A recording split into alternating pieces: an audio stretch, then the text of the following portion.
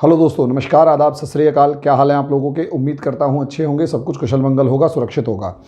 दोस्तों, लगातार जिस तरीके से खबरें आ रही हैं और जिस तरीके से माहौल बिगड़ रहा है, ऐसी सिचुएशन में आज के दिन चीन जो है वो दुनिया का एक विलन बनकर उभर रहा है। और जिस तरीके से विलन बनकर चीन उभर रहा है और लगातार उसकी हरकतें बढ़ती जा रही हैं, ऐसे में वो लगभग दुनिया के सभी देशों को अपने जाल में फंसा चुका है। और इसमें आज के दिन सबसे बड़ा शिकार हुआ है अमेरिका। दोस्तों हाँ, अमेरिका इस समय पर चीन का सबसे बड़ा शिकार बन चुका है और चीन की एक चाल के बीच में अमेरिका फंस चुका है। वो चाल कौन सी है उसे थोड़ा सा समझते हैं। दोस्तों, असलियत में अगर आप देखेंगे तो अमेरिका और ईरान का एक जो दुश्मनी थी, या अमेरिका और ईरान की जो खटपट थी, वो आपस में जग जाहिर थी कि ईरान को चारों तरफ से घेरे रखना अमेरिका की सबसे बड़ी नीति रही है। और अमेरिका ने ईरान के ऊपर इतने ज़्यादा सैंक्शंस यानी इतनी ज़्यादा प्रतिबंध लगा दिए कि हद से ज़्यादा। अब समझिए मामला क्या है। मामला ये है कि असलियत में अगर आप देखेंगे, चाइना को घेरने के लिए अमेरिका जो है वो अपनी चाल, चाइना को घेरने के लिए अमेरिका अपनी चाल जो है वो साउथ चाइना सी यानी इस इलाके के अंदर चल रहा है। अब ऐसी सिचुएशन में जब इस इलाके के अंदर अमेरिका लगातार अपनी गश्त बढ़ा रहा है और अपनी मिलिट्री प्रेजेंस बढ़ा रहा है, तो यहीं पर इस प्रेशर को कम करने के लिए चीन ने अमेरिका को एक जगह फंसाया। और चीन ने अमेरिका की एक पुरानी चाल या पुरानी गलती का फ़ायदा उठाया, और वो पुरानी गलती थी ईरान। वास्तव में अगर ईरान देखें तो ईरान जो है वो अमेरिका के सबसे बड़े दुश्मनों में से एक काउंट होता है। और यहाँ पर मिडल ईस्ट के अंदर अमेरिका और ईरान की 36 का आंकड़ा सबके सामने बहुत टाइम से चलता आ रहा है। चाहे ISIS का मामला हुआ, चाहे वो जनरल सुलेमानी का मामला हुआ, चाहे वो हिजबुल्लाह का मामला हुआ, चाहे वो हमास का मामला हुआ, यहाँ अमेरिका और ईरान आपस में एक दूसरे से 36 के आंकड़े में हमेशा नज़र आते हैं। और यहाँ आए दिन कहीं ना कहीं इस हरमुज़ स्ट्रेट के अंदर अमेरिका और ईरान की लगातार एक दूसरे से खटपट सबको साफ नज़र आती है। ऐसी सिचुएशन में अगर आप देखेंगे, अमेरिका इंडियन ओशियन में मौजूद है और अमेरिका यहाँ पर भी मौजूद है और अमेरिका इधर भी मौजूद है। ऐसी सिचुएशन में आप देखेंगे कि लगभग चीन को सब जगह पर प्रॉब्लम क्रिएट हो रही थी। वो समझ नहीं पा रहा था कि किस मामले में कहाँ पर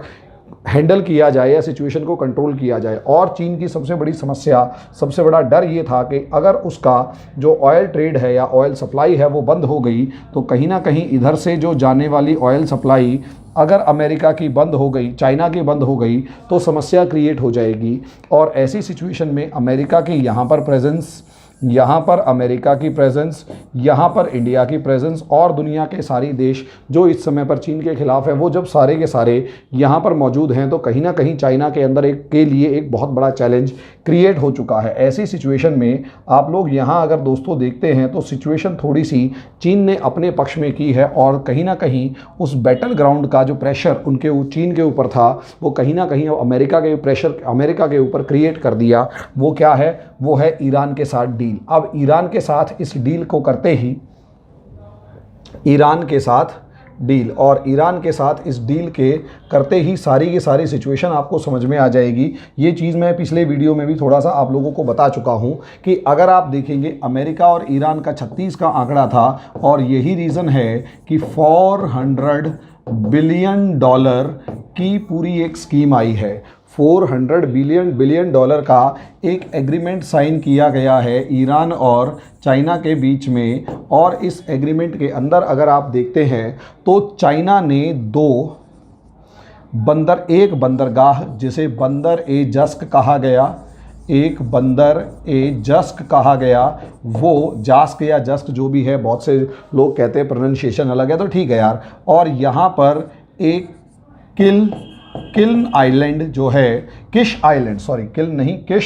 आइलैंड जो है वो कहीं ना कहीं चाइना के कब्जे में आ गया। अब दोस्तों, असलियत में यही तो समस्या क्रिएट की है कि ये एक नैरो हरमुज़ स्ट्रेट जो लगभग सिर्फ 50 किलोमीटर चौड़ा है और पूरी दुनिया का 60 से 80% तेल सप्लाई, ऑयल सप्लाई इस रूट से होता है। और इस रूट के दोनों तरफ अगर आपको यहाँ पर चाइना की स्ट्रॉन्ग प्रेजेंस नज़र आए, इस आइलैंड और इस आइलैंड पर चीन की स्ट्रॉन्ग प्रेजेंस नज़र आए और इधर की तरफ अमेरिका की प्रेजेंस नज़र आए, तो आप लोग ध्यान से देख सकते हैं कि चीन, अमेरिका,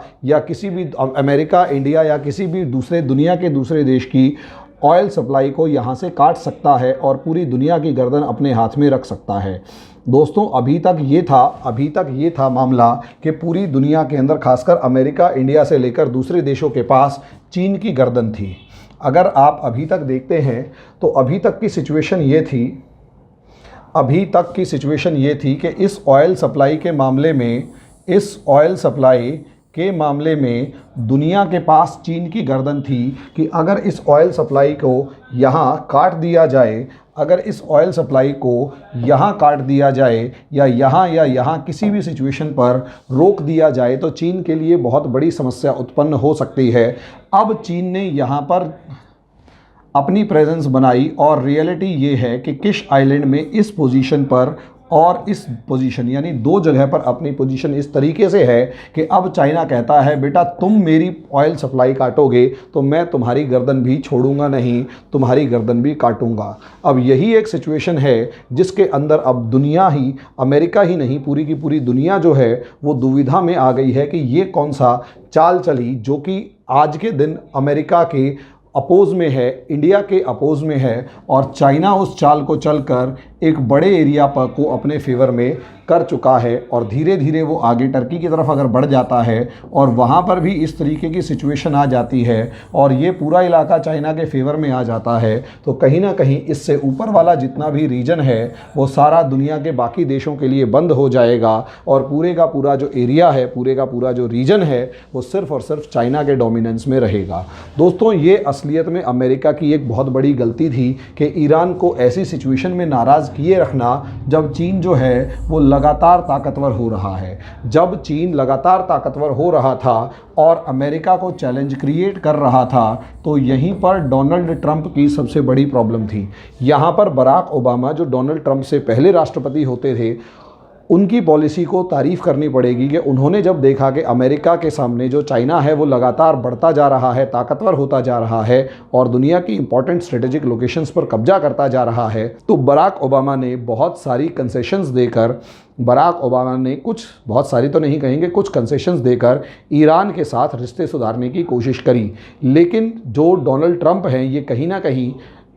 एक बिज़नेसमैन है जिन्हें प्रॉफिट और लॉस स्टेटमेंट आता है और उनका लाइफ का एक ऑब्जेक्टिव, जो नॉर्मली एक बिज़नेसमैन की लाइफ का एक ऑब्जेक्टिव होता है कि लॉस नहीं होना चाहिए, प्रॉफिट मेकिंग बॉडी है तभी फ़ायदे में है, वो लॉस मेकिंग बॉडी से बचने और प्रॉफिट मेकिंग बॉडी का जो कंसेप्ट था उसको ध्यान में रखते हुए जो ये काम किया गया यहाँ पर, जो ईरान के साथ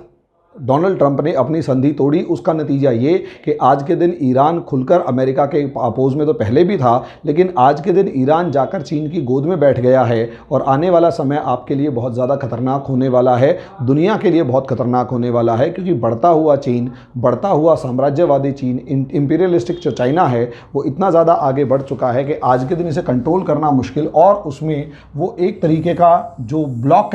ब्लॉकेड है वो डेवलप करने में यहाँ पर कामयाब हो चुका है। अगर ये ब्लॉकेड और ज़्यादा रोकना है या और ज़्यादा इस ब्लॉकेड को बढ़ने से रोकना है तो कहीं ना कहीं और मैं चाइना को कमज़ोर करने के लिए बहुत सारे लिबरल पॉलिसीज़ अपनानी पड़ेंगी और दो देशों के बीच में खासकर अमेरिका को ऐसे देशों से दोस्ती बढ़ानी पड़ेगी जिनसे पिछले काफ़ी सालों से उनके रिलेशंस ख़राब रहे हैं। समय अभी भी बहुत ज़्यादा नहीं